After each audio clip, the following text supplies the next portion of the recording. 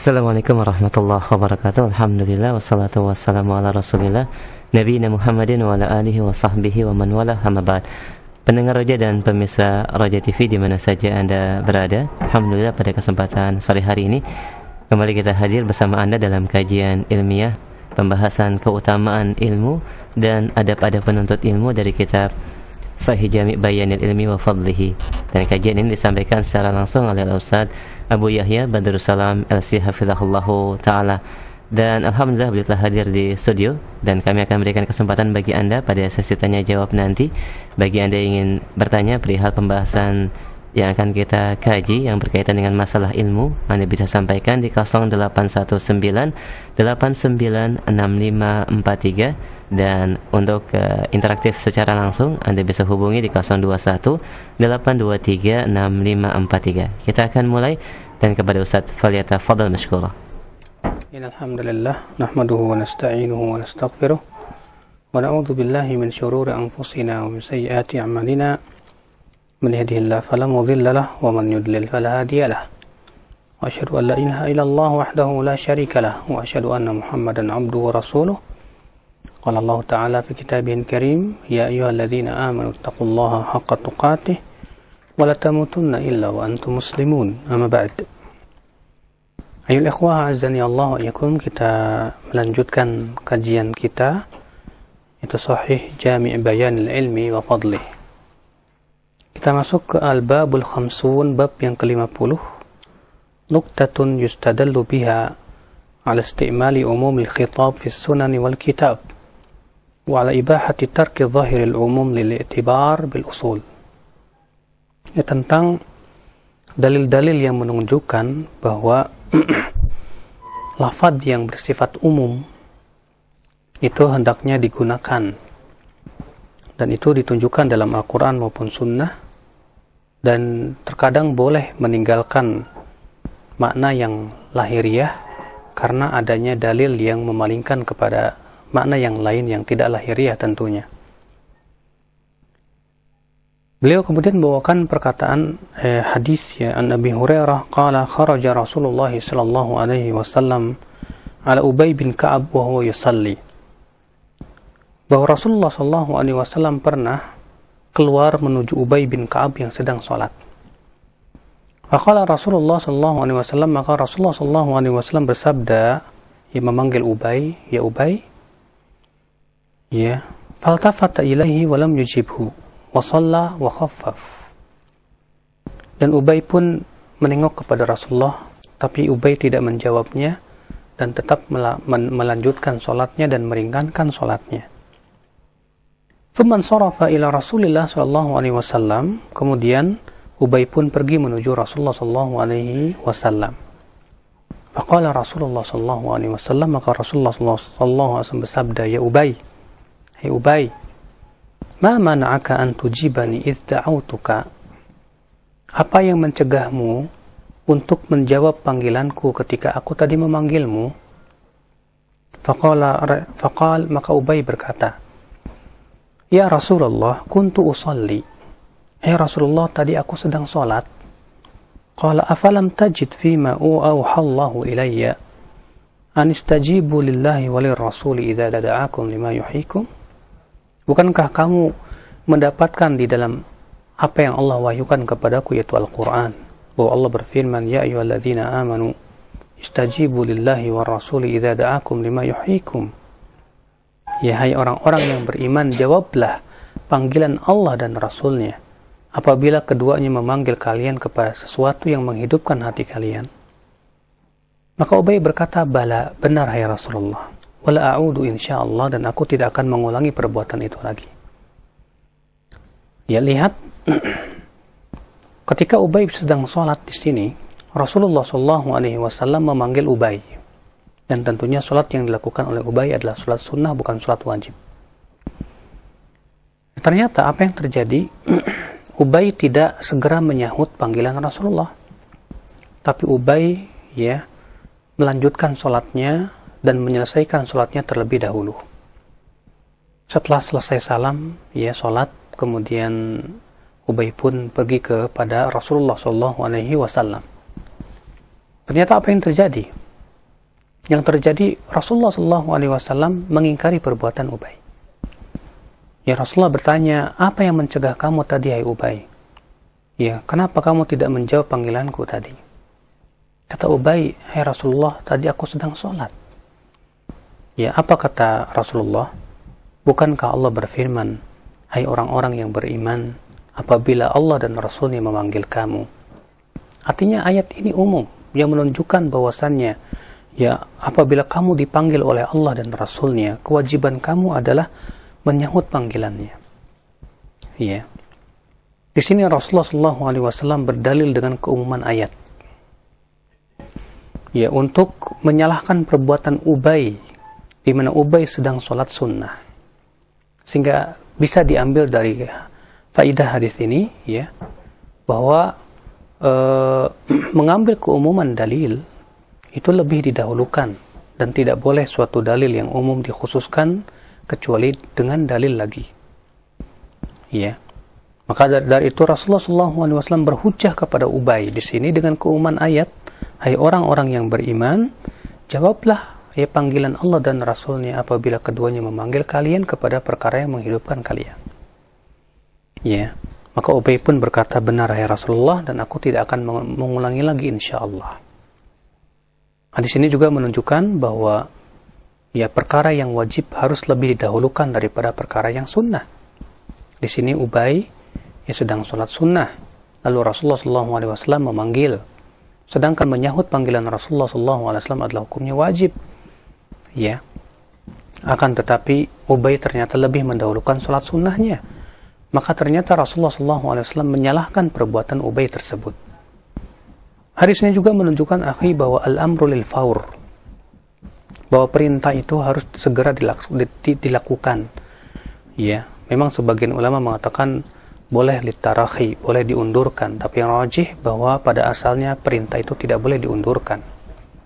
Sebab kenapa? Karena Rasulullah SAW tadi di sini menegur, hai Ubay, kenapa kamu tidak menyahut panggilanku tadi? Ya. Dan Ubay beralasan bahwa beliau sedang sholat. Ternyata Rasulullah tidak menerima alasan seperti itu. Ya. Maka dari itu ya akhi, azanillahu wa iyyakum, hadis ini menunjukkan kepada beberapa perkara daripada kaidah-kaidah usul fikih yang telah kita sebutkan tadi. Waruwiya an Ibnu Mas'udin annahu jaa yaumal jumu'ah.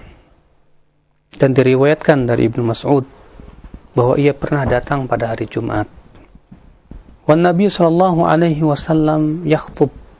Sallallahu alaihi wasallam sedang berkhutbah. Fasami'ahu yaqul, maka Ibnu Mas'ud mendengar Rasulullah SAW bersabda, ijlisu, duduklah kalian. Dan waktu itu Ibnu Mas'ud dia sedang berada di pintu, baru sampai pintu masjid. Ya, ketika Rasulullah bersabda, duduklah kalian. Dan ini perintah bersifat umum kepada semua jamaah yang hadir di situ. Maka mendengar itu Ibnu Mas'ud pun langsung duduk, ya, padahal beliau baru sampai pintu masjid. Maka melihat itu Rasulullah SAW bersabda, ta'al ya Abdullah bin Mas'ud, kemari hai Abdullah bin Mas'ud. Ya, di sini Abdullah bin Mas'ud mengamalkan keumuman hadis di mana Rasulullah mengatakan duduklah tanpa memberikan pengecualian. Ya, maka Abdullah bin Mas'ud pun padahal waktu itu beliau baru sampai pintu masjid, ya, segera beliau pun duduk. Tapi ternyata ada dalil lain yang mengkhususkan. Maka apa Abdullah bin Mas'ud berkata kepada Abdullah bin Mas'ud, Rasulullah SAW bersabda kepada Abdullah bin Mas'ud, kemarilah yang mendekat wahai Abdullah bin Mas'ud. Demikian pula dalam riwayat wasami'a Abdullah bin Rawahah wa huwa bit tariq Rasulullah sallallahu alaihi wasallam yaqul ijlisu fajalasa fit tariq famarra bihi an-nabiy sallallahu alaihi wasallam faqala ma sya'nuk faqala sami'tuka taqul ijlisu fajalastu faqala lahu an-nabiy sallallahu alaihi wasallam zadakallahu ta'ah. Abdullah bin Rawahah pernah sedang berjalan di jalan. Ya, ternyata ia mendengar Rasulullah SAW bersabda, duduklah. Ya, maka Abdullah bin Rawahah pun segera duduk di jalan. Ya, ternyata Nabi SAW melewati Abdullah bin Rawahah sedang duduk. Lalu Rasulullah bertanya, ya, ada apa kamu? Sedang apa kamu di sini? Kata Abdullah bin Rawahah, tadi aku mendengar engkau bersabda, duduklah. Maka aku segera duduk, hai Rasulullah. Maka Rasulullah SAW mendoakan Abdullah bin Rawahah dan berkata, zadakallahu ta'ah. Semoga Allah memberikan kepada kamu tambahan ketaatan. Di sini Rasulullah tidak mengingkari perbuatan Abdullah bin Rawahah, ya, yang berdalil dengan keumuman sabda Rasulullah SAW tadi. Maka dari itu, ya akhi, suatu umum atau keumuman suatu hadis wajib kita amalkan sesuai dengan keumuman dulu sampai kita menemukan dalil lain yang mengkhususkan. Jangan Anda tertipu dengan perkataan sebagian fuqaha yang mengatakan ma min umumin illa walahu mukhassis. Tidak ada satupun dalil yang umum kecuali biasanya ada dalil lain yang mengkhususkan. Ini adalah perkataan tanpa bukti dan dalil. Kenapa ini hanya sebatas perkataan saja? Sebab berapa banyak keumuman-keumuman Al-Quran yang belum ada mukhassisnya, ya pengkhususannya. Sebuah contoh misalnya Allah berfirman, Alhamdulillahi Rabbil Alamin. Segala puji bagi Allah, Rabb Al-Alamin, semesta alam. Al-Alamin di sini umum, yang mencakup semua yang ada. Ya adakah ya pengkhususannya? Kalau dikatakan, tapi kan ada ulama yang mengatakan setiap dalil yang umum biasanya ada mengkhususkan. Ya. Maka kita tanya, apakah Al-Alamin di sini ada yang mengkhususkan bahwasanya ada selain Rabb, selain Allah Subhanahu wa taala? Ya. Jelas ini perkataan yang tidak tepat, ya akhal Islam azan ya. Justru pendapat yang sahih, yang rajih, ya bahwasanya keumuman itu sama dengan lahiriah, zahir. Sebagaimana kita harus menerima ya perkataan seseorang sesuai dengan lahiriah perkataannya, maka umum adalah merupakan lahiriah daripada sebuah perkataan. Ya, kalau ada orang berkata, ambilkan pulpen, ya, maka keumuman pulpen ini mencakup semua makna-makna pulpen. Maka kita ambil pulpen mana saja sudah mencukupi. Tidak boleh kita pahami bahwa pulpen di sini maksudnya secara khusus.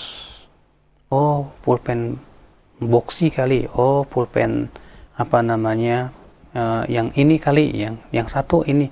Tidak boleh kita khususkan tanpa ada dalil. Ya.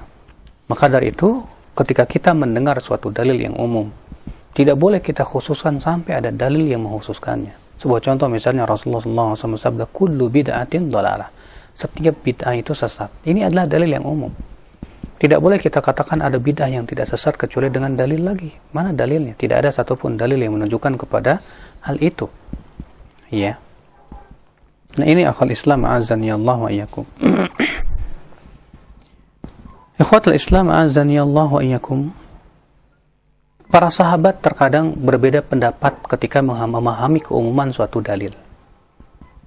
Terkadang sebagian sahabat ada yang berpegang kepada keumumannya. Tapi sebagian sahabat ada yang memandang bahwa keumuman ini dikhususkan dengan keadaan lain. Sebuah contoh misalnya sebuah kisah ya pada perang Ahzab dari Abdullah bin Umar bahwa Rasulullah SAW pada waktu perang Ahzab berkata, la yusalli ahadun al-asra illa fi Bani Quraidah. Tidak boleh ada seorang pun yang sholat asar kecuali di Bani Quraidah.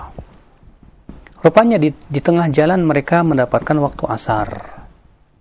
Maka sebagian berkata, la nusalli hatta na'tiyaha. Ya. Kita tidak sholat kecuali di Bani Quraidah. Sebagian mengatakan tidak, kami sholat di sini. Rasulullah tidak menginginkan demikian. Namun maksud Rasulullah adalah ya kita sholat di Bani Quraidah kalau memang sampai di sana tepat waktu asar. Tapi kalau kita berada di jalan dan waktu asar sudah masuk, tetap kita sholat di jalan.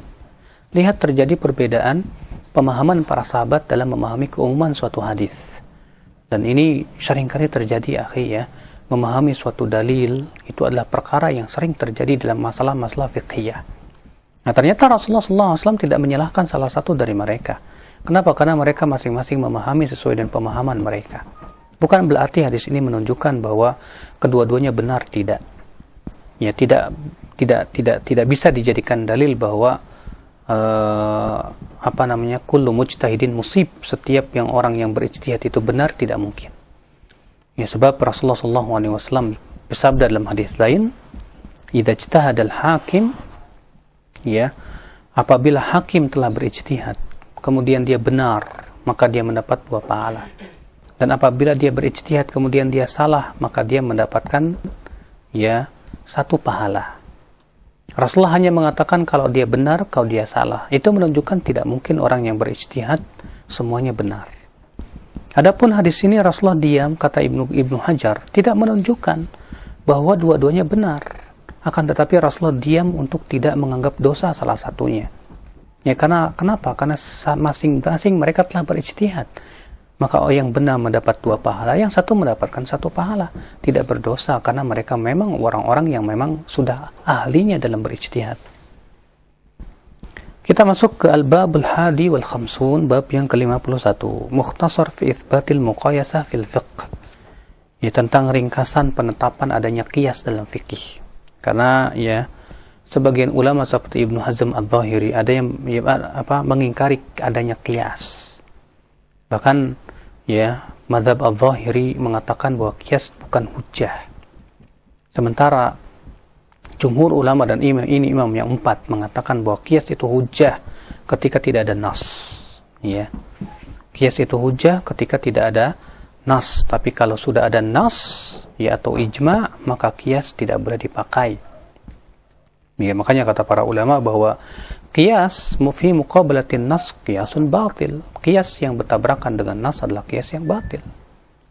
Ya, seperti Abu Hanifah yang berpendapat bahwa seorang wanita ya boleh menikahkan dirinya dengan tanpa wali dan 2 saksi. Beliau mengkiaskan ya dengan akad jual beli. Sebagaimana seorang wanita boleh berakad jual beli sendirian tanpa wali dan 2 saksi, maka ya demikian pula akad nikah. Maka para ulama jumhur mengatakan qiyas ini fi muqabalatin nas. Qiyas ini bertabrakan dengan nas, di mana Rasulullah SAW bersabda, ayyuma imra'atin nakahat bi ghairi idzni waliha fa nikahuha batil. Ya, wanita mana saja yang menikah dengan tanpa izin walinya, maka nikahnya batil, ya batal, ya. Maka ketika qiyas bertabrakan dengan nas, pada waktu itu qiyas tersebut tidak boleh dipakai. Siapapun yang mengucapkan hatta itu para ulama. Ya. Maka ya akhi, ya, mazhab jumhur mengatakan qiyas boleh dipakai kalau memang tidak ada nas. Dan sudah kita sebutkan bahwa perkataan Imam Syafi'i ketika ditanya oleh seseorang tentang masalah qiyas, beliau mengatakan innama yusaru inda dharurah. Innama yusaru ilal qiyas inda dharurah. Ya, qiyas itu hanya dipakai ketika ada darurat saja.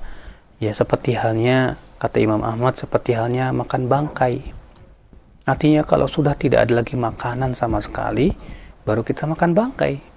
Ya, demikian pula ketika kita sudah berusaha mencari dalil dari Al-Quran, dari hadis Nabi SAW, ya demikian pula ijma' para ulama, ternyata kita tidak mendapatkan nas, maka pada waktu itu baru bisa digunakan qiyas.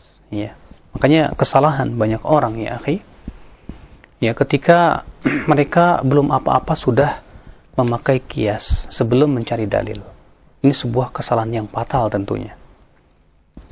Nah, ya jumhur mengatakan qiyas itu hujjah ketika tidak ada nas. Sementara mazhab Dzahiri mengatakan qiyas bukan hujjah. Akan tetapi pendapat Dzahiri ini sangat lemah sekali. Kenapa? Ya karena Al-Quran menetapkan adanya qiyas. Hadis-hadis Nabi SAW yang banyak, demikian pula perbuatan para sahabat tanpa pengingkaran satu di antara mereka akan menetapkan akan adanya qiyas. Ya. Adapun ayat kata Ibnu Abdul Bar, qala Allah Ta'ala, Allah berfirman, fajaza'um mithlu ma qatala minan na'am. Maka ya kafaratnya atau jaza balasannya adalah hendaklah ia membayar yang sama dengan apa yang ia bunuh dari binatang ternak. Allah mengatakan yang sama dengan apa yang ia bunuh dari binatang ternak. Wa hadza tamthilu syai' bi'idlihi wa mithlihi wa shibhi wa nadhirihi. Inilah yang disebut dengan qiyas, mempersamakan satu dengan yang lainnya. Ya. Dan para ulama mengatakan bahwa qiyas itu mempunyai 4 rukun. Rukun yang pertama adanya aslun, yaitu pokok. Ya, yang pokok ini syaratnya harus ditunjukkan oleh Al-Quran dan Sunnah yang sahihah. Ya, sebab tidak boleh dikiaskan kepada cabang lagi. Yang kedua rukunnya apa? Yaitu adanya far'un, yaitu cabang. Dan cabang ini adalah yang tidak ditunjukkan oleh Al-Quran dan hadis Nabi SAW. Seperti misalnya, ya, pokoknya gandum, ya, cabangnya adalah beras. Demikian yang ditunjukkan oleh dalil adanya gandum dalam dalil. Kemudian yang rukun yang ketiga adalah apa? Adanya hukum. Ya, apakah wajib, ataukah sunnah, ataukah haram, ataukah makruh, ataukah mubah. Yang keempat yaitu adanya persamaan ilat. Apa itu ilat? Yaitu wasfun, ya, zahirun mundhabitun. Dalla alaihi dalil ya annahu manatun lil hukm. Bahwa ia adalah wasfun zahirun, sifat yang zahir, yang tampak, mundhabitun, yang tetap. Ya, dimana contoh misalnya arak diharamkan oleh Allah Subhanahu wa Ta'ala. Ilatnya apa? Oh, ilatnya memabukkan. Memabukkanlah sifat yang tampak di situ dan tetap. Ya, bukan, tidak bisa kita katakan oh karena arak itu warnanya merah misalnya. Karena kata warna merah itu tidak tetap. Ya, ghairu mundhabit kata para ulama. Ya. Maka kalau ilatnya itu sama, ya, maka pada waktu itu dikiaskan. Ya, sehingga pada waktu itu ya ikhwatul Islam azani Allah wa iyyakum, kalau terpenuhi rukun kias dan syarat-syaratnya pada waktu itu, ya, diberlakukanlah kias. Nah, kalau kias itu memenuhi rukun dan syarat, baru boleh diterima. Tapi kalau kias itu tidak memenuhi rukun dan syaratnya, maka tidak diterima. وروي عن رسول الله صلى الله عليه وسلم أنه قال له رجل في حديث أبي ذر وغيره يا رسول الله في حديث ذكروه أيقضي أحدنا شهوته ويؤجر. Bahwa ada seorang laki-laki datang kepada Rasulullah sallallahu alaihi wasallam. Apakah seseorang mendatangi syahwatnya, itu istrinya, diberikan pahala oleh Allah? Maka Rasulullah sallallahu alaihi wasallam bersabda, "Ara'aita law wada'aha fi haramin akana lahu ithmun?" Ya, akana lahu. Ara'aita law wada'aha fi halalin akana lahu ajrun? Wakadzalika law wada'aha fi haram kana lahu ithmun, kana alaihi ithm. Ya. Bagaimana pendapatmu kalau ia meletakkan kemaluannya dalam perkara yang dalam tempatnya yang halal? Bukankah dia mendapatkan pahala? Demikian pula, ya, orang yang menempatkan kemaluannya dalam, ya, apa namanya? Bukankah kalau ia meletakkannya di tempat yang haram, ya, ara'aita law wada'aha fi haram akana alaihi itsm, ya, akana ya'tham. Bagaimana pendapatmu, ya, kata Rasulullah, kalau dia meletakkan kemaluannya di tempat yang haram, dia dosa tidak? Dosa, ya Rasulullah. Kata Rasulullah, fagadzarik. Demikian pula kalau dia meletakkannya pada tempat yang halal, itu pun pahala. Kebalikan dari itu yang disebut oleh para ulama dengan qiyasul muqabalah. Ya. Ikhwatul Islam azani Allah wa iyyakum. Demikian pula ketika ada seorang laki-laki datang kepada Rasulullah dan berkata, "Ya Rasulullah, aku putih, istriku putih, tapi kalau anakku hitam." Sehingga memberikan keraguan kepada Rasul, kepada si suaminya. Jangan-jangan istrinya selingkuh. Maka Rasulullah memberikan kias. Apa kata Rasulullah? "Kamu punya unta?" "Punya, ya Rasulullah." "Adakah di antara unta-unta itu yang tidak sama warnanya dengan bapaknya, dengan ibunya?" "Ada, ya Rasulullah." "Kenapa itu?" Kata laki-laki, "La'allahu naza'ahu irq." Ya, barangkali, ya, dulu nenek-nenek moyang bapak-bapaknya dulu, ya, ada yang warnanya seperti itu. Kata Rasulullah, ini juga sama. Barangkali, ya, di antara kakek-kakeknya kamu atau istri kamu ada yang warnanya yang hitam juga. Ya, la'allahu naza'ahu irqun. Di sini Rasulullah memberikan qiyas, ya, menjawab dengan qiyas. Demikian pula ketika ada seorang wanita datang kepada Rasulullah dan mengatakan, "Ya Rasulullah, ibuku bernadar untuk haji dan dia meninggal duluan sebelum haji. Bagaimana, ya Rasulullah?" Kata Rasulullah, "Ara'aiti law kana ala abiki dain, ala ummiki dain." Bagaimana pendapatmu kalau ibumu punya hutang? Apakah kamu wajib membayarkannya? Kata dia, "Betul, ya Rasulullah." Iya. Dalam satu riwayat ayahnya yang ada kewajiban haji, ya, dan ternyata ayahnya tidak mampu untuk duduk di atas kendaraan karena saking lemahnya ayah dan saking tuanya. Ya, maka Rasulullah mengatakan memberikan kias dengan hutang. Apa kata Rasulullah? Bagaimana kalau ternyata ayahmu punya hutang? Apakah kamu wajib membayarkan hutang ayahmu? Kata si wanita, wajib ya Rasulullah. Ya, maka Rasulullah bersabda, fadainullahi ahaqqu an yuqda. Maka hutang Allah lebih berhak untuk dibayar. Ya. Ya, di sini Rasulullah menggunakan kias, ya. Akhal Islam azani Allah wa iyyakum. Jadi ini adalah dalil-dalil yang menunjukkan akan adanya kias ya di dalam menetapkan hukum-hukum syariat. Namun tentu ya akhi, karena kias itu adalah merupakan fatwa dan termasuk ijtihad, maka kewajiban orang yang berkias adalah yang ingin menggunakan kias, dia harus betul-betul memahami tentang ya hukum-hukum kias, demikian pula tata cara kias, demikian pula ya bagaimana tahqiq manat dan tankihnya, bagaimana pula tentang rukun dan syaratnya, apakah memang ternyata kiasnya benar atau tidak, ya berapa banyak orang yang salah di dalam menganalogikan atau mengkiaskan suatu perkara. Jadi akhirnya asal-asalan dalam mengkiaskan, yang penting kias-kiasan, subhanallah.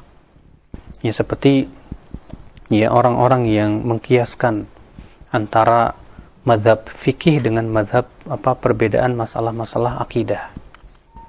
Ya, dan dianggap bahwa masalah akidah itu sama dengan perbedaan masalah fikih. Maka ini jelas perbedaan yang sangat jauh sekali. Ya, sehingga seperti halnya orang-orang Syiah di zaman ini ya berusaha supaya diakui sebagai mazhab yang kelima. Subhanallah. Oke. Ya, karena perbedaan Syiah dengan Ahlussunnah bukan masalah fikih, tapi masalah akidah. Dia masalah akidah, ya, sedangkan para ulama mazhab, 4 mazhab itu semua akidahnya sama. Tidak ada satupun di antara mereka yang Syiah. Semuanya Ahlussunnah wal Jamaah. Maka bagaimana akan dianggap ya bahwa Syiah itu sebagai mazhab yang kelima? Innalillah. Maka ini sebuah ya penyamaan yang aneh sekali. Ikhwatul Islam azani Allah wa iyyakum. Berkata Al-Imam Al-Muzani, murid daripada Al-Imam Asy-Syafi'i rahimahullah, al-fuqaha'u min asri Rasulillah sallallahu alaihi wasallam ila yaumina hadha wa ahlu majarran ista'malu al-maqayis fil fiqh fi jami' al-ahkam min amri dinihim. Qala wa ajma'u ala anna nadhir al-haqq haqqun wa nadhir al-batil batilun. Qala yajuzu li ahadin inkar al-qiyas li'annahu at-tashbihu bil umuri wat tamthilu 'alayha. Kata Al-Muzani, murid daripada Al-Imam Asy-Syafi'i, para fuqaha dari semenjak zaman Rasulullah sampai hari ini dan seterusnya menggunakan qiyas dalam fikih, dalam seluruh hukum-hukum perkara agama mereka. Beliau juga berkata, semua bersepakat bahwa yang serupa dengan kebenaran adalah kebenaran dan yang serupa dengan kebatilan adalah kebatilan. Maka tidak boleh seorang pun mengingkari qiyas, ya, karena itu adalah keserupaan dalam ilat tentunya, ya. Ibrahim An-Nakhai, ya, seorang fuqaha, ya, berkata, "Ma kullu syai'in nus'al anhu nahfadhuhu, walakinna na'rifu syai'a bisyai' wa naqisu syai' bisyai'." Wa fi riwayatin anhu qila lahu akullu ma tufti bihi an-nas sami'tahu?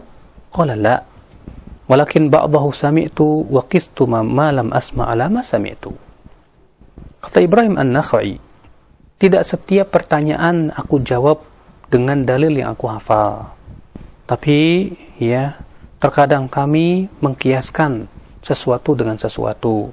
Dalam satu riwayat Ibrahim An-Nakhai, dia ditanya, apakah yang kamu jawab ya dari fatwa-fatwa yang kamu keluarkan untuk menjawab pertanyaan manusia itu berasal dari dalil yang kamu dengar? Kata Ibrahim An-Nakhai, tidak. Akan tetapi sebagiannya aku dengar dan sebagiannya lagi aku kiaskan kepada yang aku dengar dari dalil. Ya, subhanallah. Jadi ini akhal Islam azani Allah wa iyyakum, ya, bahwa kias adalah merupakan hujjah di dalam syariat, ya, selama yang pertama tidak ada nas, ya. Karena apabila ada nas, maka qiyas harus mundur. Demikian pula tidak ada ijma dalam masalah ini, ya apabila kias bertabrakan dengan ijma maka kias itu adalah batil. Ya, demikian pula yang kedua, tata cara penggunaan kiasnya benar, memenuhi syarat, memenuhi rukun-rukunnya. Ya. Dan juga yang menggunakan kias ini, yang melakukannya adalah memang para ahlinya, bukan orang-orang yang yang jahil, ya orang-orang yang tidak menguasai tentang masalah yang berhubungan dengan kias. Wallahu a'lam. Saya kira cukup ya, kita buka tanya jawab. Nah. Baik, jazakallahu khair atas penjelasannya, dan kami berikan kesempatan untuk para pendengar, baik pendengar Roja ataupun pemirsa Roja TV, Anda bisa bertanya di line telepon 0218236543, dan untuk pertanyaan pesan singkat di 0819896543. Kita akan angkat satu pertanyaan dari telepon terlebih dahulu. Silahkan. Taib, halo. Halo, assalamualaikum. Waalaikumsalam warahmatullah. Dengan siapa Bapak, di mana? Dengan Erawadi di Kalimantan Barat, Kabupaten Sambas, Pemangkat. Ya, silakan Pak Erawadi. Iya, silakan Bapak. Ya. Saya mau tahu, Ustaz, ini apakah hadisnya sahih atau enggak nih? Yang berbunyi man taraka sholata muta'ammidan faqad kafara jiharon. Apakah hadis ini sahih, Ustaz? Baik. Sekian, Ustaz. Itu saja, Pak. Assalamualaikum warahmatullahi wabarakatuh. Waalaikumsalam warahmatullahi wabarakatuh. Seingat saya Bapak, hadis itu adalah ya hadis palsu. Namun memang ya terjadi ikhtilaf para ulama tentang hukum orang yang meninggalkan sholat. Ya, pendapat Imam Ahmad bin Hambal, dan ini juga ya dinisbatkan kepada mayoritas para sahabat, bahwa orang yang meninggalkan sholat ya karena malas walaupun sekali, itu menurut Imam Ahmad kafir. Dalil yang dipakai oleh Imam Ahmad adalah hadis al-ahdul ladzi bainana wa baina syirki wal kufri as-shalah faman tarakaha faqad kafar. Batasan antara kita dengan kesyirikan dan kekufuran adalah sholat. Maka siapa yang meninggalkan sholat, maka dia sungguh telah kafir. Ya. Maka dia sungguh telah kafir. Demikian pula hadis wa man lam yuhafidz alaihinna, siapa yang tidak menjaga salatnya, ya, maka ia kelak pada hari kiamat dikumpulkan bersama Firaun, Qarun dan Haman. Ya. Dan dalil-dalil yang lainnya. Sementara jumhur ulama, ya, ini adalah pendapat Imam Syafi'i, Imam Malik, Imam Abu Hanifah, mengatakan bahwa orang yang meninggalkan salat karena malas, bukan karena mengingkari kewajibannya, maka mereka tidak kafir. Juga berhujah dengan beberapa dalil. Ya, ini sebetulnya ikhtilaf para ulama. Adapun hadis yang Bapak bawakan itu seingat saya adalah lafaz yang palsu. Allahu a'lam. Nah.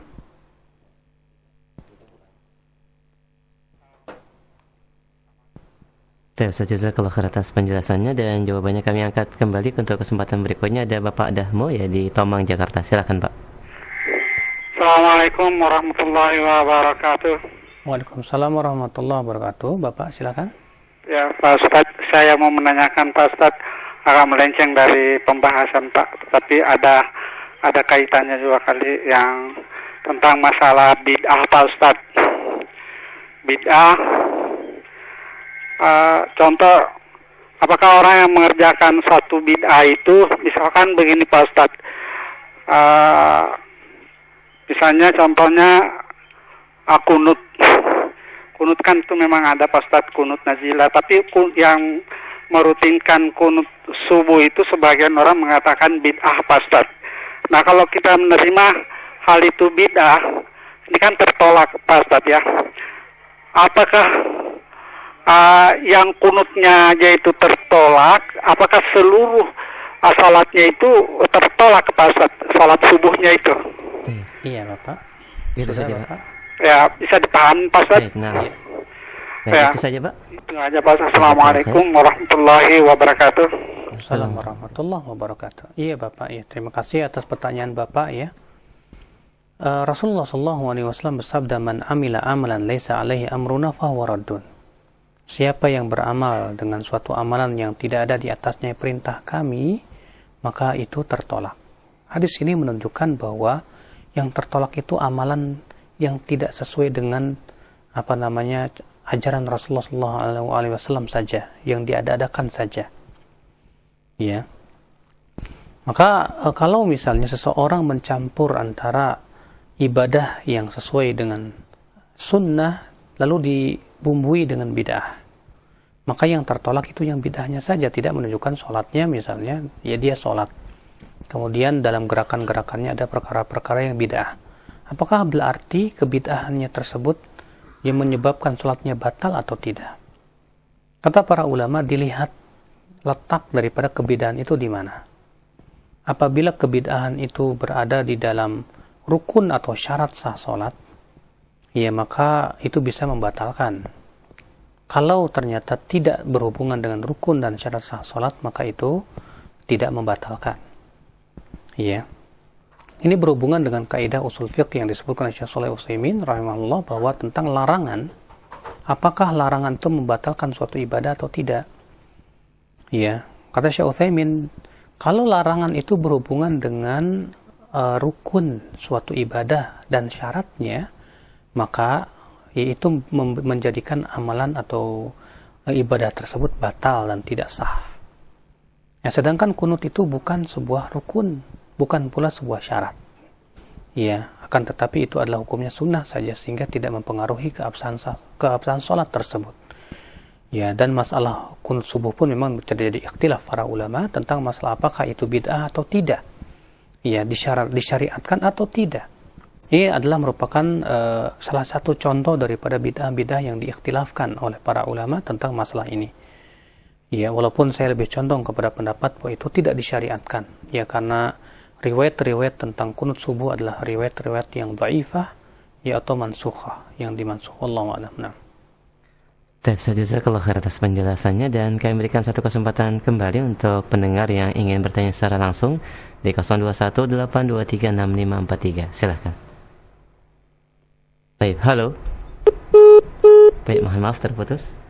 Kami angkat selanjutnya dari pesan singkat dari pendengar kita. Assalamualaikum warahmatullahi wabarakatuh. Ustaz, saya seorang muslimah, tapi 8 tahun yang lalu saya pernah makan daging yang diharamkan, babi. Ustaz, saya takut, apakah yang harus saya lakukan? Apakah saya masih bisa suci kembali? Tolong petunjuknya Ustaz, jazakallahu khair.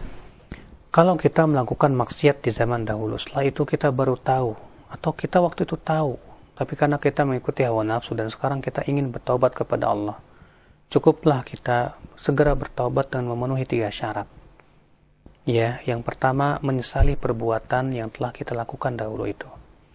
Yang kedua, yaitu al-iqla' anidz dzamb, ya, betul-betul meninggalkan perbuatan dosa dan tidak kembali lagi. Dan yang ketiga yaitu al-azm ala alla yauda ilaih, bertekad bulat untuk tidak kembali kepada perbuatan itu. Maka kata Imam Nawawi, ya, orang yang terpenuhi 3 syarat, maka ini dia telah taubat nasuh, dan taubatnya insyaallah diterima. Ya, Allahu a'lam. Baik, jazakallahu khair atas penjelasannya. Kami angkat kembali pertanyaan berikutnya. Assalamualaikum warahmatullahi wabarakatuh. Ustaz, ada pendapat yang mengatakan apabila seseorang berniat untuk berkurban, maka dilarang atasnya untuk memotong kuku dan mencukur atau memotong segala jenis rambutnya. Apakah ada dalil dari pendapat tersebut, dan kapan larangan di atas, kalau sekiranya ada, dimulai Ustaz? Jazakallahu khair. Iya, ada dalil yang menunjukkan kepada hal itu yang dikeluarkan oleh Imam Muslim. Ya, bahwa Rasulullah, Imam Muslim kalau tidak salah, ya, seingat saya, bahwa Rasulullah SAW bersabda, idza dakhala al-ashr min dzil-hijjah wa arada ahadukum an yudhhi fala ya'khudh min sya'rihi wala min dhufrihi syai'an, atau kama qala. Apabila telah masuk ke bulan Dzulhijjah dan salah seorang dari kalian ingin berkurban, ya, maka janganlah ia memotong rambut dan kukunya sedikit pun juga. Ya, di sini Rasulullah SAW tegas mengatakan bahwa orang yang ingin berkurban, ya, semenjak tanggal 1 bulan Dzulhijjah, dia tidak boleh lagi untuk memotong rambut dan tidak boleh lagi memotong kuku dan yang lainnya. Allahu a'lam. Nah. Baik, jazakallahu khair atas penjelasan dan jawabannya. Kami angkat kembali masih dari pertanyaan pesan singkat dari pendengar kita, seorang muslimah di Jakarta.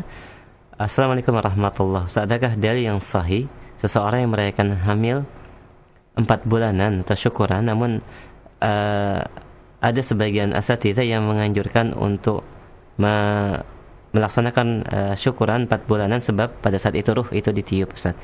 Mohon penjelasannya, jazakallah khair.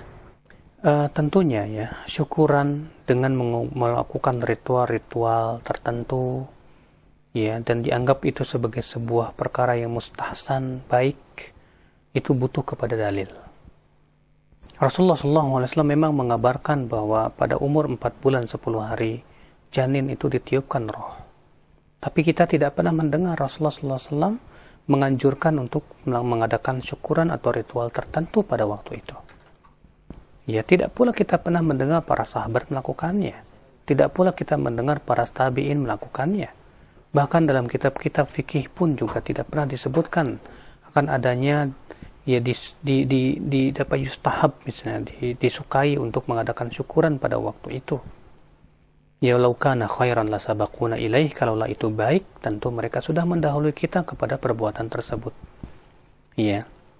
Maka ingat ya, kita jangan sampai menganggap baik suatu perkara tanpa dalil ya. Apalagi ini masalah-masalah yang berhubungan dengan masalah ritual ya. Ya, dan Imam Syafi'i mengatakan man istahsana faqad syara'a, siapa yang menganggap baik suatu perkara berarti dia sudah membuat syariat. Ya, maka hati-hati ya, jangan sampai kita menganggap atau menganjurkan suatu perkara yang kita anggap itu baik sama sekali tanpa ada contoh dan dalil dari Rasulullah SAW dan para sahabatnya. Allahu a'lam. Baik, jazakallahu khair atas penjelasannya, dan kami berikan kesempatan berikutnya dari line telepon. Silakan, ada Bapak Rashid di Jakarta. Silakan, Pak. Assalamualaikum Pak Ustadz. Waalaikumsalam warahmatullah. Begini Pak Ustadz, ketika sholat mau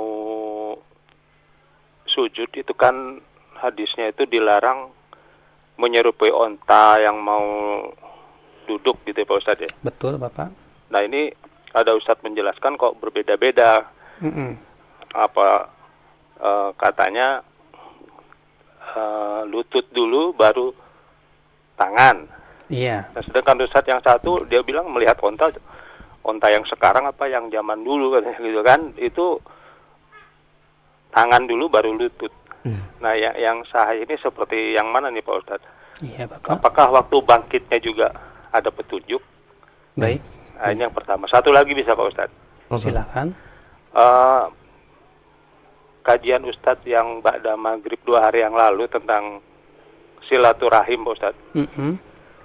Kan selama ini pemahamannya silaturahim itu memperpanjang umur dan memperluas rezeki. Iya betul.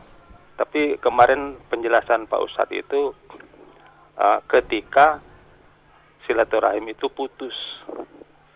Nah ketika menyambungnya itulah yang dimaksud memperluas rezeki dan memperpanjang umur.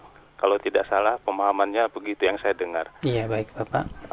Apakah kita yang jarang berkomunikasi dengan saudara itu bisa dikatakan memutus silaturahim atau bagaimana?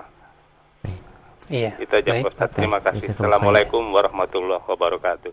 Waalaikumsalam warahmatullahi wabarakatuh. Terima kasih kepada Bapak Rashid yang ada di Jakarta. Permasalahan yang pertama yang berhubungan tentang ketika turun sujud apakah lutut dulu atau tangan dulu, Pak? Memang ada 2 riwayat yang bertabrakan. Yang pertama riwayat Abu Hurairah, di mana Rasulullah SAW ia mengatakan falyadha yadayhi qabla rukbatayhi, hendaklah ia meletakkan 2 tangannya sebelum 2 lututnya.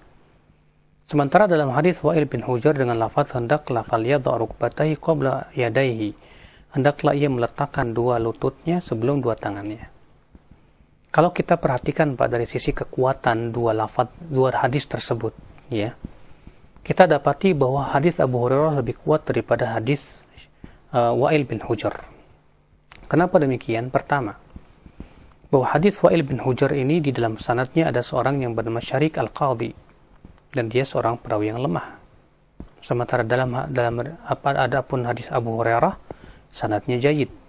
Terlebih hadis Abu Hurairah ini mempunyai syahid dari hadis penguat dari hadis Abdullah bin Umar yang sanadnya jayyid. Memang sebagian ulama mengatakan bahwa hadis Abu Hurairah ini ada kelemahannya juga. Walaupun toh misalnya kita terima akan adanya kelemahan pada hadis Abu Hurairah, ya akan tetapi ia mempunyai syahid yang menguatkan hadis Abu Hurairah tadi. Itu dari hadis Abdullah bin Umar bahwasanya Rasulullah SAW meletakkan dua tangan dahulu sebelum dua lututnya. Ya, maka la syak tidak ragu lagi akan kesahihan hadis Abu Hurairah dan kedhaifan hadis Wa'il bin Hujr. Maka ketika hadisnya telah sahih, pada waktu itu kita menolak berbagai macam takwil dan pendapat-pendapat. Seperti perkataan dari Bapak, ya tidak sama antara unta dulu dengan unta sekarang, subhanallah. Ya unta yang dulu dan sekarang ya itu juga. Tata cara duduknya pun sama, tidak ada bedanya. Ya. Maka dari itu kalau kita perhatikan, dan terlebih ya penjelasan dari Imam At-Tahawi tentang masalah makna rukbah, karena dalam dalil itu disebutkan falyadha rukbataihi, hendaklah ia meletakkan rukbahnya. Rukbah itu adalah lutut depan. Iya. Sedangkan kata Imam At-Tahawi bahwa rukbah unta, lututnya unta itu ada di depan, bukan di belakang. Dan kalau kita perhatikan, unta kalau duduk maka ia akan meletakkan rukbahnya terlebih dahulu. Atas dasar itu juga menguatkan pendapat yang mengatakan bahwa ya tangan terlebih dahulu itu lebih kuat. Ya.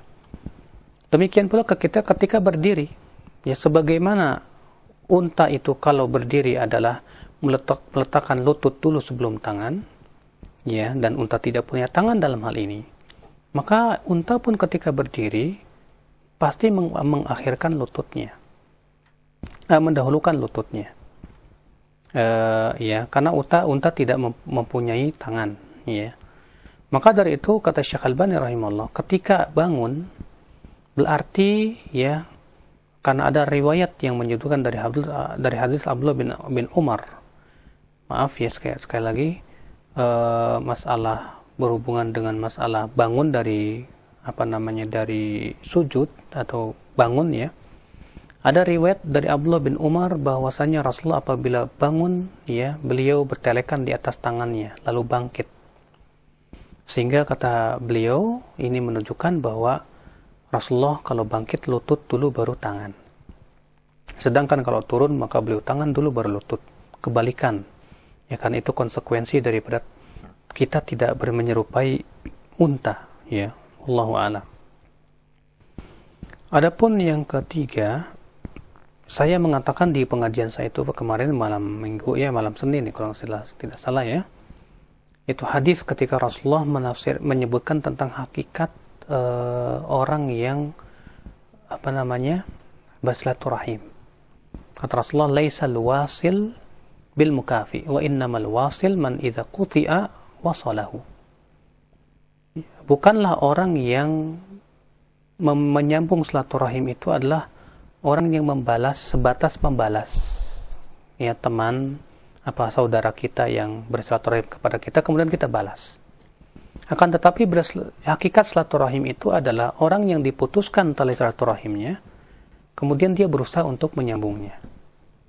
Ya, memutuskan tali silaturahim itu bisa seperti dia tidak mau lagi untuk mengunjungi saudaranya, itu telah memutuskannya. Ya, atau sebatas dengan niat, pokoknya saya nggak mau lagi, saya putuskan, itu pun sudah memutuskannya. Ya. Adapun kemudian dia jarang berkunjung, ya, tapi sekali-kali saja, selama dia tidak ada niat untuk memutuskan, tapi kan ada banyak kesibukan dan yang lainnya, mudah-mudahan ini tidak termasuk, ya, memutuskan silaturahim. Maka pada waktu itu kita tetap dianjurkan untuk banyak-banyak, ya, sering berkunjung kepada saudara-saudara supaya tidak terputus, ya, hubungan antara kita dengan mereka tentunya. Allahu a'lam. Baik, Ustaz, jazakallahu khair atas penjelasannya, dan demikian Bapak Rasyid di Jakarta, mudah-mudahan bisa difahami. Kami berikan kesempatan berikutnya, ada pendengar kita Ummu Habibah di Cirebon. Silahkan Ibu. Assalamualaikum Pak Ustaz. Waalaikumsalam warahmatullahi. Pak Ustaz, mau tanya nih Pak Ustaz, saya ini pernah baca Quran, ada terjemahannya yang kecuali setan yang mendengar pembicaraan malaikat di surga dan dilemparin bintang yang memancarkan sinar berapi. Maksudnya apa itu Pak Ustaz? Baik, itu saja Ibu. Satu. Yang kedua, saya mau tanya Pak Ustaz, kalau di Roja ada pesantren untuk putri nggak Pak Ustaz? Itu aja. Terima kasih sebelumnya. Afwan. Assalamualaikum warahmatullahi wabarakatuh. Waalaikumsalam warahmatullahi wabarakatuh. Jazakallahu khairan. Tentang ayat itu saya tidak tahu, ya. Coba nanti saya cari. Memang ya disebutkan dalam dalil ya dari Rasulullah SAW, ya dalam surat Al-Jin pun ada ya. Ya wa anna kunna naq'udu maqa'ida lis-sam' faman yastami'il ana yajid lahu shihaban rasada. Dahulu kami duduk ya mendengar kabar dari langit.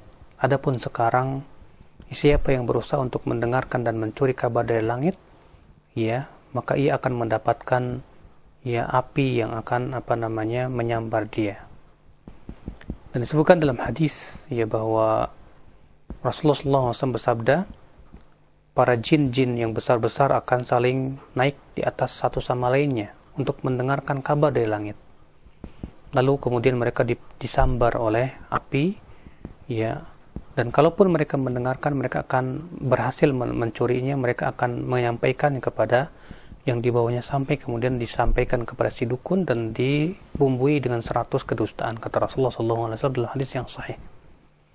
Ini menunjukkan bahwa ya Allah Subhanahu wa taala melempari para jin yang berusaha untuk mendengar kabar dari langit tersebut ya dengan bintang-bintang. Makanya Allah menyebutkan bahwa bintang itu mempunyai fungsi diantaranya rujuman lisyayatin, sebagai pelempar setan.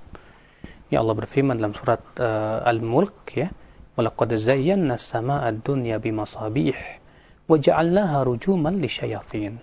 Sungguh kami telah menghiasi langit dunia itu dengan bintang-bintang dan kami jadikan bintang-bintang itu sebagai pelempar-pelempar setan. Ya. Nah ini ya, Allahu a'lam. Nah.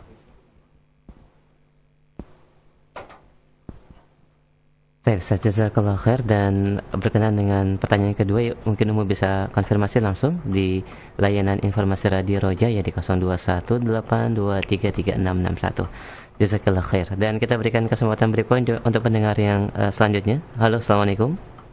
Salam. Dari mana Umu? Di mana? Dari Loksmawi, Pak. Baik, silakan. Dari Bulis. Baik, silakan Ibu Lis. Ini mau tanya asal kita nabung di bank syariah. Baik, mohon maaf Umu, mungkin volume TV-nya dikecilkan dulu, ada feedback supaya lebih jelas. Sekali lagi mohon maaf, dikecilkan dulu volume TV-nya karena suaranya terganggu. Ya, silakan diulangi kembali. Di bank syariah, nisbahnya boleh dipakai untuk makan tidak? Diulangi, sudah paham Ustaz? Iya. Baik, iya, jazakallah khair. Itu saja Umu. Tentang masalah perkara yang berhubungan dengan bank syariah, silakan Ibu tanyakan langsung ke para dokter ya, Dr. Irwandi atau Dr. Muhammad Arifin Badri dalam masalah ini. Iya, Allahu a'lam. Nah.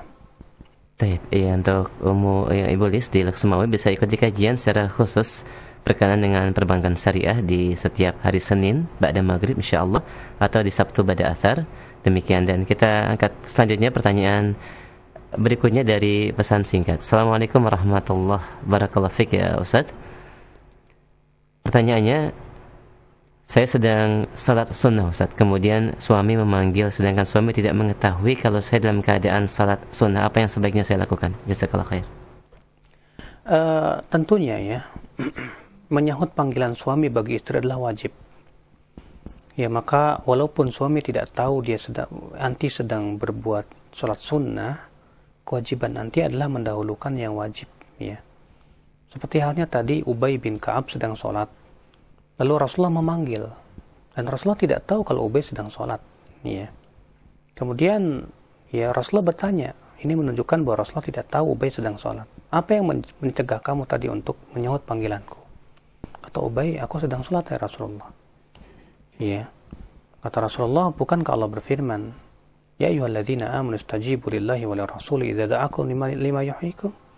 Ini menunjukkan bahwa seorang istri kalau sedang sholat gitu ya, kemudian dipanggil suaminya, maka menyahut panggilan suami adalah wajib. Sedangkan sholat sunnah itu hukumnya sunnah, maka hendaklah dia dahulukan panggilan suaminya. Ya. Adapun kalau dia sedang sholat wajib, ya, maka pada waktu itu sholat wajib lebih utama, tentu lebih didahulukan daripada menyahut panggilan suami. Wallahu a'lam. Nah. Jazakallah khair atas jawabannya. Kami angkat kembali pertanyaan dari Ibu Siti di Aceh. Assalamualaikum warahmatullahi. Ana pernah mendengar kalau ilmu tidak boleh diambil dari orang yang mempunyai kesalehan tapi ia tidak dapat atau tidak mampu melihat hadis ini sahih atau dhaif. Lalu bagaimana dalam suatu daerah di mana terdapat banyak orang-orang yang saleh, akan tetapi tidak dapat memahami hal tersebut, dan banyak kaum muslimin yang berguru dengan orang-orang saleh tersebut? Ustaz, mohon penjelasannya. Orang yang tidak bisa membedakan hadis sahih atau dhaif seringkali berjatuh kepada berdusta atas nama Rasulullah SAW. Seringkali jatuh dalam menggunakan hadis-hadis yang palsu, bahkan ya hadis yang sangat lemah juga, ya ketika di dalam masalah-masalah yang berhubungan dengan akidah ataupun masalah hukum ataupun ibadah. Ya. Sehingga ini menjadi sebuah kekhawatiran. Ya, apabila si murid ternyata diajarkan perkara-perkara yang ternyata tidak sesuai dengan apa yang telah dicontohkan oleh Rasulullah dan para sahabatnya. Itulah ya alasan kenapa ya tidak bolehnya. Maka dari itu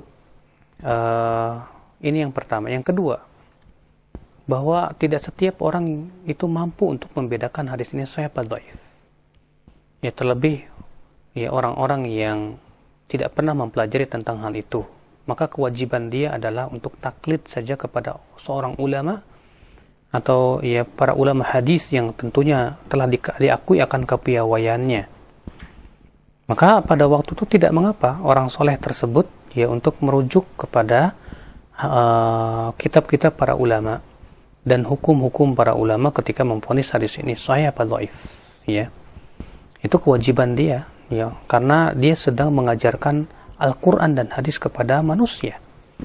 Maka ketika dia tidak berusaha untuk merujuk dan mengetahui akan kesahihan atau kedhaifannya, dia khawatirkan kalau dia termasuk orang yang berdusta atas nama Rasulullah SAW atau mengajarkan kepada umat berdasarkan hadis-hadis yang palsu. Yang kedua, yang ketiga, ya keadaan yang seperti ini terkadang ya adalah keadaan-keadaan yang sifatnya sangat darurat, di mana tidak ada di suatu tempat kecuali seorang dai yang barangkali keilmuannya ya sebatas yang dia baca dari bukunya. Ya, maka pada waktu itu ya hendaknya orang yang seperti ini cukuplah dia mengajarkan apa yang ada di buku saja.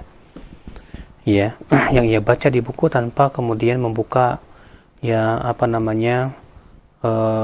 kesempatan-kesempatan yang lain yang menjadikan dia duduk sebagai seorang mufti yang menjawab pertanyaan dan berfatwa. Ini hati-hati, ya. Kenapa? Karena para ulama mengatakan bahwa orang yang berfatwa itu harus menguasai syarat-syarat yang telah disebutkan dalam kitab-kitab usul fikih tentunya. Allahu a'lam. Nah. Baik, jazakallahu khair atas jawabannya, dan kami angkat kembali pertanyaan berikutnya dari pendengar kita. Assalamualaikum warahmatullahi wabarakatuh. Fiik, Ustaz, ana muslimah yang bekerja sebagai pembantu rumah tangga dan belum menikah. Ana menanggung biaya hidup ibu yang sudah tua, janda di kampung ana. Kemudian ana membeli kambing kurban, tetapi belakangan ana berpikir apakah sebaiknya kambing tersebut untuk akikah diri ana karena belum diakikahkan, atau kurban atas nama ibu, ataukah diberikan saja kepada ibu agar bila suatu saat beliau butuh uang, beliau bisa membeli atau menjualnya. Manakah yang lebih afdal untuk kita lakukan, Ustaz? Sementara di satu sisi anak ingin sekali dapat berkurban meski hanya sekali seumur hidup. Jazakallah khair. Pertama, bahwa kalau memang ibunya ya sangat bergantung hidupnya kepada anti, semoga Allah memberikan pahala dan balasan yang besar kepada penanya tadi, ya, akan baktinya ia kepada orang tuanya, kepada ibunya, ya, maka hendaklah uang tersebut lebih baik diberikan kepada ibunya. Namun kalau misalnya ya anti mempunyai uang lebih ya dari kebutuhan yang selama ini ia berikan kepada ibunda, maka kemudian ya anti ingin memberikannya antara udhiyah atau akikah, maka pendapat yang dirajihkan oleh Syekh Muhammad bin Shalih Al-Utsaimin rahimahullah bahwa akikah dan udhiyah itu boleh digabungkan. Ya, udhiyah dan akikah itu boleh digabungkan. Nah, ini selama tidak memberikan kemudaratan kepada diri anti dan kepada orang tua anti tentunya. Ya, maka kalau ternyata ya gara-gara beli hewan kurban akhirnya kita malah memberikan mudarat kepada ibu, yang seharusnya kita memberikan uang untuk kehidupannya sehari-hari buat ibu, gara-gara itu akhirnya si ibu pun termudarati, maka ini tidak boleh. Kenapa? Karena berbakti kepada orang tua jelas lebih wajib. Wallahu a'lam. Nah. Ustaz, jazakallah khairan. Demikian bagi penanya yang bertanya, semoga Allah memberikan kemudahan. Kami angkat pertanyaan berikutnya dari pendengar kita. Ustaz, selama ini saya tidak salat dan sering mabuk dan perbuatan lain yang hakikatnya menzalimi atau kemaksiatan. Sekarang saya sudah salat, apakah ibadah saya dapat diterima? Ustaz, jazakallah khair. Siapa yang bisa menghalangi pintu taubatnya, akhi? Iya, selama seseorang memang betul-betul bertaubat dengan sungguh-sungguh, dengan taubat nasuh, Allah Maha Pengampun lagi Maha Penyayang. Allah berfirman, "Qul li ibadiyalladzina asrafu ala anfusihim la taqnatu min rahmatillah, innallaha yaghfiru dzunuba jami'a innahu wal ghafurur rahim." Katakan, hai Muhammad, kepada hamba-hambaku yang melampaui batas-batas itu, jangan kalian merasa putus asa dari rahmat Allah. Sesungguhnya Allah mengampuni seluruh dosa dan sesungguhnya Allah Maha Pengampun lagi Maha Penyayang. Dan ketika Rasulullah mengisahkan tentang seorang laki-laki di zaman dahulu yang pernah membunuh 99 jiwa. Ya, kata Rasulullah, "Qad kana fi man kana qablakum rajulun qatala 99 nafsan."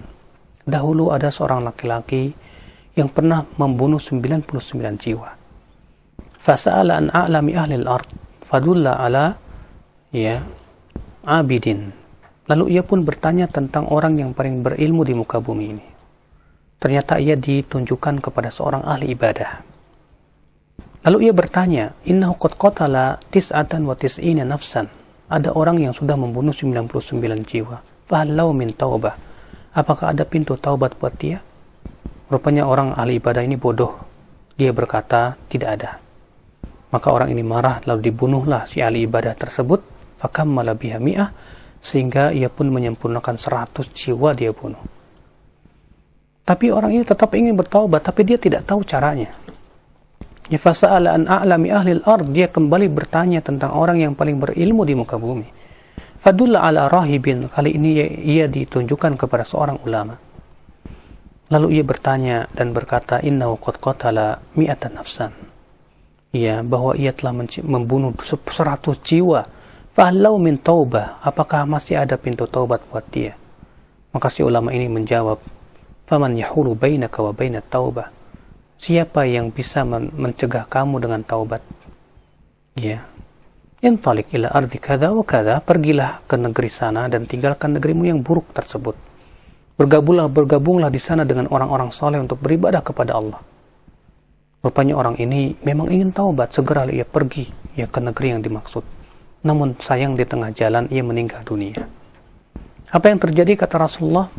Maka malaikat azab dan malaikat rahmat bertengkar. Berkata malaikat azab, innahu lam ya'mal khairan qat. Dia tidak pernah beramal sedikit pun juga. Berkata malaikat rahmat, lakinnahu ja'a taiban ilallah. Tapi ia bertaubat kepada Allah. Ya. Maka Allah pun mengutus seorang malaikat dengan bentuk manusia. Ya, dan disuruhnya dua malaikat itu mengukur kemana yang lebih dekat. Ya, apakah ke negeri yang ia tinggalkan atau ke negeri yang ia tuju. Lalu Allah berfirman kepada negeri yang dituju, wahai tanah, mendekatlah. Dan Allah berfirman kepada negeri yang ditinggalkan, wahai negeri, menjauhlah. Lalu malaikat itu kemudian mengukurnya, ternyata lebih dekat kepada negeri yang dia tuju. Maka ia pun dibawa oleh malaikat rahmat dan Allah mengampuni dosanya. Subhanallah. Ya, luar biasa sekali.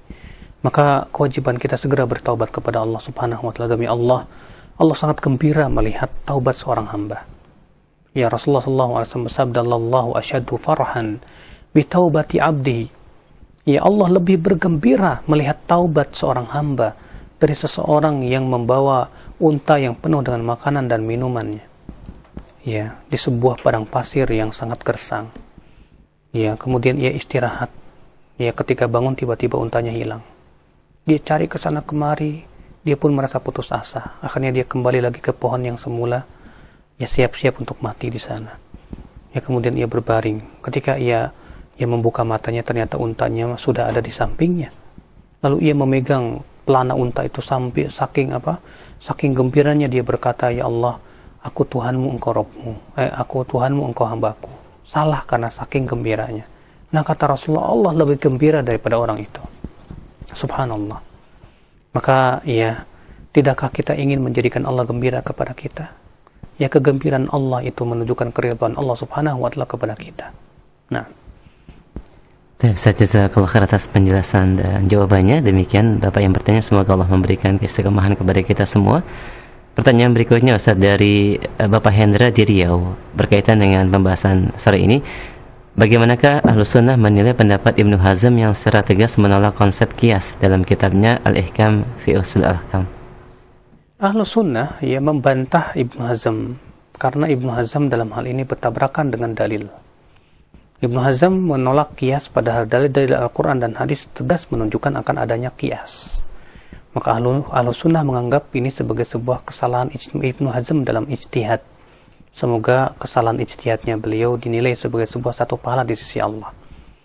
Ya, maka dari itu, ya setiap pendapat yang bertabrakan dengan Al-Quran dan hadis, maka pendapat itu harus kita tolak siapapun yang mengucapkannya. Wallahu a'lam, ini saja yang bisa sampaikan. Mudah-mudahan yang kita sampaikan ini bermanfaat. Subhanakallah bihamdik. Asyhadu an la ilaha illa anta astaghfiruka wa atubu ilaik. Wassalamualaikum warahmatullahi wabarakatuh. Waalaikumsalam warahmatullahi wabarakatuh. Jazakallah khair, kami ucapkan kepada Ustaz Abu Yahya Badrussalam hafizahullah wa ta'ala atas pembahasan dari keutamaan ilmu dan ada pada penuntut ilmu dalam pembahasan Sahih Jami' Bayanil Ilmi wa Fadlihi. Demikian, dan pendengar serta pemirsa Roja, semoga Allah memberikan kemudahan bagi kita untuk mengamalkan ilmu yang telah kita pelajari dan memberikan pemahaman kita dengan pemahaman yang baik. Kemudian kami secara khusus mohon maaf yang sebesar-besarnya bagi para pendengar ataupun pemirsa yang telah menyampaikan pertanyaannya begitu banyak melalui pesan singkat, dan karena keterbatasan waktu yang ada kami hanya dapat menyampaikan beberapa pertanyaan yang Anda sampaikan. Semoga di lain kesempatan kita bisa mengkaji dan mendapatkan faidah dari pembahasan ilmiah yang disampaikan oleh para asatizah, dan semoga Allah memberikan kemudahan bagi kita untuk terus bersemangat untuk menuntut ilmu syar'i. Jazakumullahu khairan, barakallahu fikum. Assalamualaikum warahmatullahi wabarakatuh.